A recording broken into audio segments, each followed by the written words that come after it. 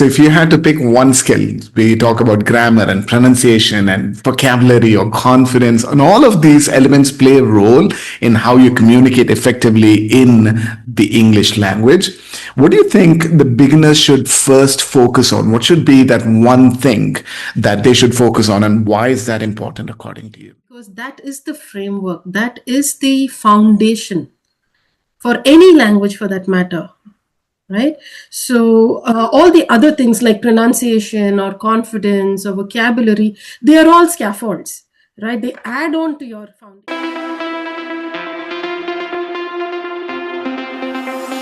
I have a dream. I have a dream.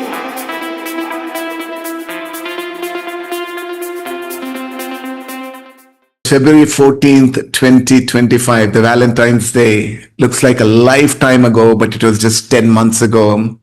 I was asked to host an event that evening. And I remember that was my first time ever hosting an event in front of a large audience, a diverse crowd. I've never been in a situation like that, and I was scared. One person took that stage that evening. She weaved beautiful stories. She spoke with such eloquence that I wondered if I could ever be as good a speaker as she is. Fast forward just a couple of weeks ago, I was made the contest master at one of the events. And I took the printouts at the last minute and I didn't know what was going on. And again, I became very nervous. I'm not good at reading from paper or the script. That put me on the back foot. At the end of that event, the judge came up to me and he said, "You're better off being in front of the stage rather than behind the stage." My heart sunk. But I remembered if there was one person who could have done a better job, much better job than I did, it would have been this one person. She's got great language, great presence, and an amazing speaker in her. It's an honor and a pleasure to welcome Toastmaster Sharmila as our guest today. She's our first guest who happens to be a woman, and I'm so happy that she's the one. She's an amazing speaker. Welcome to Rise and Speak podcast.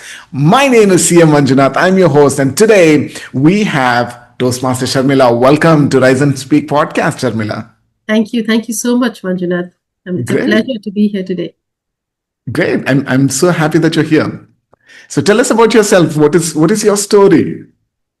Well, my story is I'm a person who loves words, who loves English. And I have done my master's in computer science. I was working for Microsoft. And then I moved on to follow my heart into the forests of Agumbe in Karnataka, where my husband and I run two environmental education organizations called the Kalinga Center for Rainforest Ecology and Kalinga Foundation. And that apart, another thing that's very close to my heart is Toastmasters, which I had joined many years ago, and it just continues to live within me. I'm very happy to be here today with you. Yes, and I can see your love for the English language comes through every time. How did you develop this skill? I'm just curious. When did you first feel confident speaking English, and what shifted in you at that moment? Well, for me, English was something that from my childhood, there has been a lot of push towards us becoming good in that language. Be it my teacher, her name was Mrs. Chandramohan. She probably just sits in my head even now, watching whether I'm doing it right, when I'm pronouncing it right or not. So that was the first thing. But I studied in ICSE school, and there was a lot of emphasis on doing good in our English. That apart, I also attribute this to my father because he had a complex, of not being good in that language.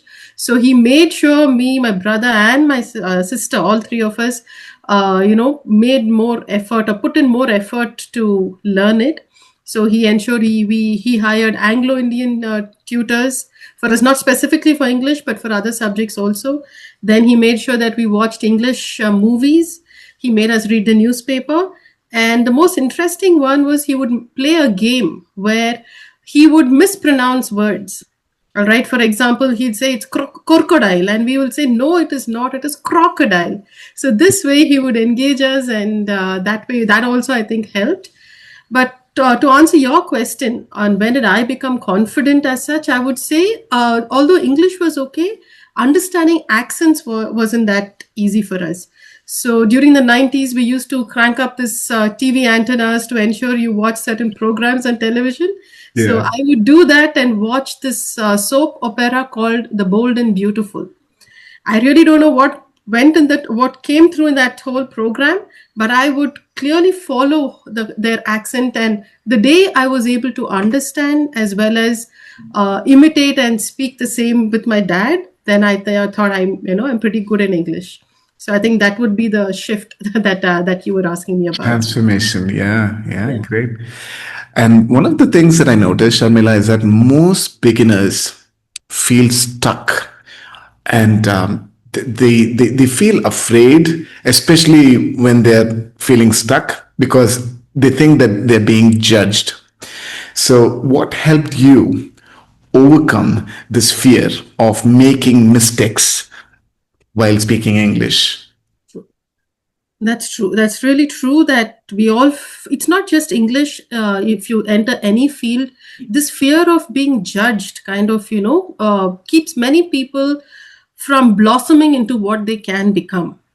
Right. So, what I have realized is it is not just about the knowledge. They say knowledge is the antidote to fear, but it's not just the knowledge that helps. You also need a supportive environment where there is acceptance, there is guidance, there is appreciation, right? So when all this comes together in the form of some kind of compassionate understanding, that is when you learn to tell yourself it is okay, I made a mistake and I'm willing to learn and I'm willing to try. The moment you judge or you criticize them, that you just shut the door and say, it's easier to say, no, I can't do it, I don't know how to do it, and you don't even try. So that is something that has to change. So you don't have to really worry so much. Unless you make mistakes, there is no learning. So the learning is in the doing, and Toastmasters is a great space to do that, where you have all these elements apart from the knowledge itself to see what you can be, then stopping from trying itself. Yeah, yeah, great advice. Speaking of mistakes, I've made more mistakes than I can remember. Oh, but we're all learning, and it's a good thing. Okay, every time I grow from my mistakes as well. So, if you had to pick one skill, we talk about grammar and pronunciation and vocabulary or confidence, and all of these elements play a role in how you communicate effectively in the English language. What do you think the beginners should first focus on? What should be that one thing that they should focus on, and why is that important according to you? I would say grammar, because that is the framework, that is the foundation for any language for that matter, right? So all the other things like pronunciation or confidence or vocabulary, they are all scaffolds, right? They add on to your foundation. You might as well have all these things, and if you don't know how a sentence is formed, you're not going to be able to convey a message effectively. It just like a pack of cards, everything will come crashing down, right? You may get some message out, but it may not be as effective as it could be if you worked a little bit more on your grammar. So I think that is where we have to start, and it's not tough. You pick up any English book, go back to third standard or fourth standard grammar books and try out exercises there. You may not remember the rules per se, the definition of rules, but then if you do the exercises in them, it trains you to use it right. So it's something that every beginner can try, and I'm sure it will help. I think that's the only way it helps. Very good. So, according to you, grammar is truly the foundation upon which the rest of the thing is built. Yes. So, pick a textbook from your yesteryears. Go back to your primary school if need be, And that's a great way to get started. And there's nothing to be shy about it or ashamed about it, right? We all can learn. So picking a book is a good thing. Learning something is a good thing. All right. Thank you, Sharmila. That was very useful. And one of the things is at Toastmasters meetings, every week there is like a word of the day, and we go through them. Sometimes we try to use them, but it's just for that one meeting. The next day, at least for me, I forget that word, what it means, or how to use it properly. How can people learn these new words? Not just learn, but to use it on a regular basis. That's one thing that I've always wondered, and how to not forget these words the very next day. The answer would be to use it, find ways or find opportunities to use it. All right. So now suppose you're walking on this beach, all right, and you find something very shiny and very pretty.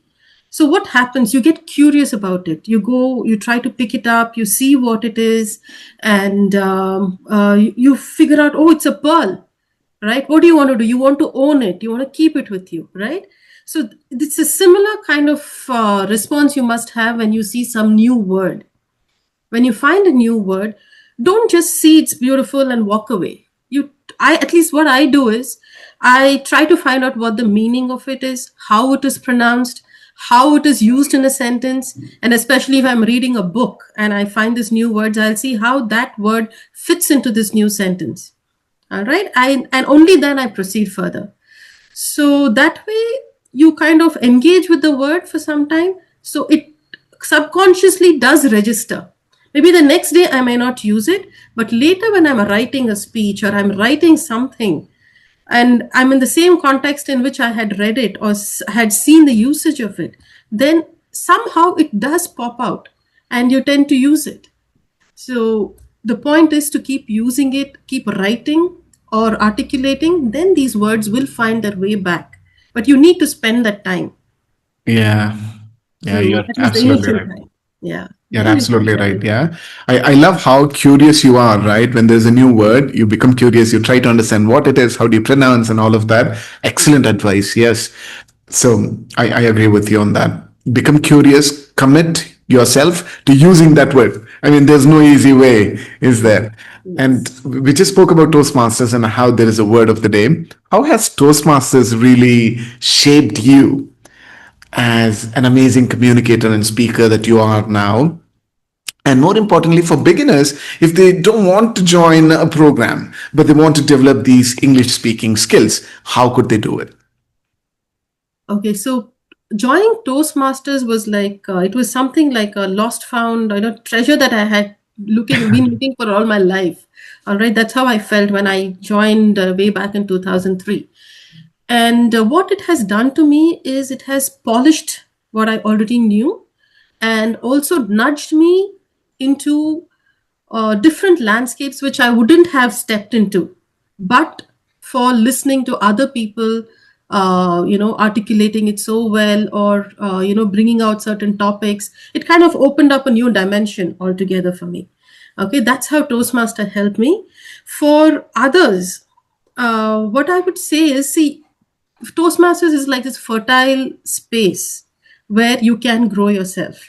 Okay. If you're just going to step in and try to harvest something, you can take some things in bits and pieces, but it's in the learning is in the doing. So unless you come here, take up roles, and also what you do is when you take up a role, you perform it in a certain with certain perspective of perception, right? With certain ways you do it.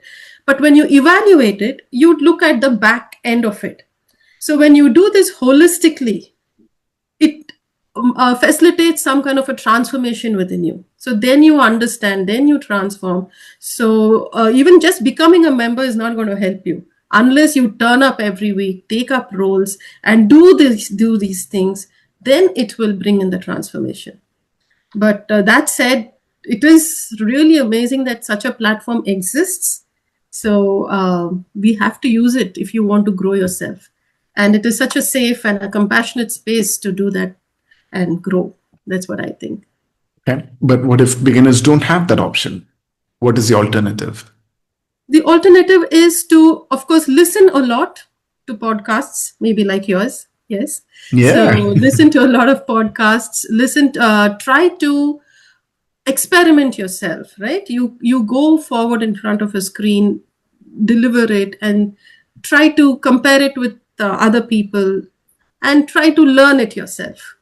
Yeah. That's what you can do best. But in the Toastmasters platform, or there are many other such platforms, try to get some kind of mentorship. Even if you're going to just record yourself and get it evaluated from somebody else, that perspective matters. What you don't see, what you don't understand, another person, reflects it for you. That helps you in your growth. So probably you got to find such avenues to do it. Yeah, yeah, wonderful advice again. Yeah. You mentioned about how you should, if you become a Toastmasters member, you get that environment, you get the opportunity, so take up roles. Every time there's an opportunity to speak, take the stage, speak, record it, evaluate it. Self evaluation can be very, very powerful. And apart from that, in the Toastmasters environment, you also get a mentor. So the mentor can give a different perspective to help you improve as well. On the other hand, if you don't have that option, you can still become a great communicator. It's important for you to put yourself out there. Today, you have the most powerful device right in your pocket. Pick it up, turn on the camera, speak for a couple of minutes, see, watch it, rewatch it, and evaluate yourself. I think that would be a great thing to do to improve the language as well. So, Sharmila, a lot of things, whether it is public speaking or learning to do marketing and sales, or you're building a business, communication also, at the end of the day, comes down to our own mindset and belief. And most beginners have limiting self belief. They think they cannot become better communicators, better English speakers, perhaps. So, what is the one belief that beginners can make? A shift in belief, a replacement in their belief system to become better at English language. The belief that you're not good enough, I can't do it, I'm not, I'm not a person who can deal with that kind of judgment and the treatment that people do. So stop that noise in your head. All right. To just give you an analogy to this, what I would say is, now suppose you're standing at, it's like a misty morning, and you're standing at the edge of a crystal blue lake. All right. In your hand is a beautiful love letter that you have poured your thoughts into, your emotions into, and you have it in your hand. And the love of your life is standing at the other end of the lake. All right. And now to get to him or her, you have to row a boat to get there. Now tell me, is the boat important or is the letter important? Definitely the letter. The letter is important. So that is you. You have your thoughts, you have your emotions. You are a person that's important, and you are complete, right? Then why fear the boat? The boat is only a carrier to get your message across. So English language is like this boat. If you can learn it, invest some time and effort to practice and learn to row it, that's all you need to do. You will get your message across. Depending on how good you are at rowing your boat, that effective your message will reach the other person. So every time you think about, you have these doubts about yourself, about not being good and all these things, remind yourself, you are strong. You have it in you. I don't have to worry about that carrier. I will learn that and I will get across. So then you can muster the courage and you can learn it and do great in your life. Yeah. See, it's not just your answer, but the way you answered it. In English language, there is metaphor and similes and all of that. What you gave is a great example of a simile in this case, if I'm not wrong. Correct me if I'm wrong. Thank you for that. That was beautiful, Sharmila. Yeah. So, some very powerful golden nuggets we've got. from you. One, go back to your primary school if need be, pick up the textbooks, build your grammar, because grammar forms the foundation upon which everything is built. Get that, start there. Number two, with new words, try and implement them, practice them consciously, become curious. That's the secret to success. And switch your belief system. It's not about the boat, it's about what's in you, the love letter. You have it in you. It's your job to find a path. Self evaluation, getting other people's perspective, ideally a good mentor's perspective, will help you grow as a good speaker and become good at English language. These are some of my key takeaways. Did I cover everything, Sharmila? Yes, perfect, perfect. Beautiful. Okay. Thank you very, very much. So, if our audience needs to reach out to you for mentorship to improve their language skills, what can they do? How can they reach you? Well, they can write to me. I'll leave my email address with you. You can share it, and I'll be happy to help anyone. Very good. Are you active on LinkedIn or Instagram or something? I'm just about getting active on LinkedIn. Very good. Yeah, Good. and yeah, the email would be the best for now. Very good. Do you have a YouTube channel? I don't yet. Okay. You're such an amazing speaker. You tell beautiful stories. It's my request to you, because you can reach a lot more audience and help people grow. If you could start a YouTube channel, it'll be useful too. It's just, I'm a digital marketer, so I can't help myself. Right. Okay. I hope it makes sense. If you like it, you do it. It'll help people as well. Okay. Thank you, Sharmila. It's been amazing. Any parting words for our audience? Don't worry too much. Have that faith in you, and just have fun. Just have fun. Life is more than just a language. Yeah, good. Yeah. Thank you very much. All Thank you. right. I'll see you next time. This is CM Manjunath and Toastmaster Sharmila signing off. Rise and Speak podcast. Make sure you subscribe to the channel, give it a like, leave your comment. We are on Apple Podcast now, Amazon Music, Spotify. We're everywhere. Just subscribe, become a part of the family. Thank you for joining us. I'll see you next time. Bye bye. Thank you so much.